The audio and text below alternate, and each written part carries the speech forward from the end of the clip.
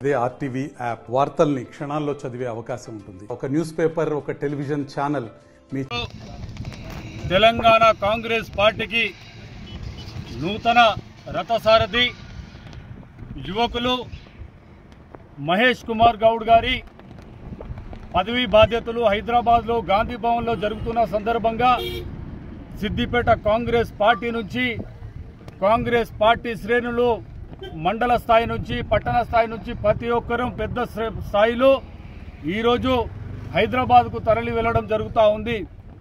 మహేష్ కుమార్ గౌడ్ నియామకమైన తర్వాత సిద్దిపేట కాంగ్రెస్ పార్టీలో యువకుల్లో ఎన్ఎస్ఏ యువజన కాంగ్రెసుల్లో ప్రతి ఒక్కరికి ఒక నూతన ఉత్తేజం వచ్చింది.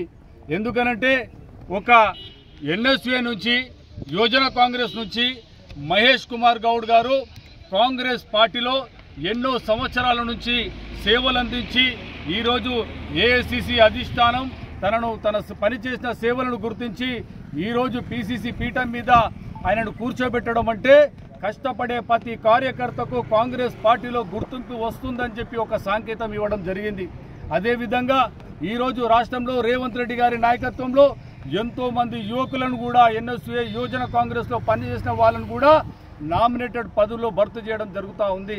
కాబట్టి ఇప్పుడు ఇటు చూస్తే యువజన కాంగ్రెస్ నుంచి వచ్చినటువంటి మహేష్ కుమార్ గౌడ్ గారు పిసిసి పీఠం మీద, ఇటు చూస్తే యువకులు రేవంత్ రెడ్డి గారు కూడా ముఖ్యమంత్రి స్థానంలో కూర్చోబెట్టడం వల్ల సిద్దిపేట కాంగ్రెస్ పార్టీలో మా పెద్దలు మంత్రివర్యులు దామోదర్ కానీ తర్వాత కొండ సురేఖమ్మ కానీ పొన్నం ప్రభాకర్ గారు కానీ తర్వాత మైనంపల్లి హనుమంతన్న నాయకత్వంలో కూడా ఇంకా సిద్దిపేటలో రానున్న సర్పంచ్ ఎన్నికల్లో ఈ పిసిసి కొత్త అధ్యక్షుని నాయకత్వంలో పెద్ద ఎత్తున సిద్దిపేటలో సర్పంచులు, వార్డు మెంబర్లు, ఎంపీటీసీలు, జెడ్పీటీసీ గెలిచి ఆయనకు బహుమతిగా ఇవ్వబోతున్నామని తెలియజేస్తాను.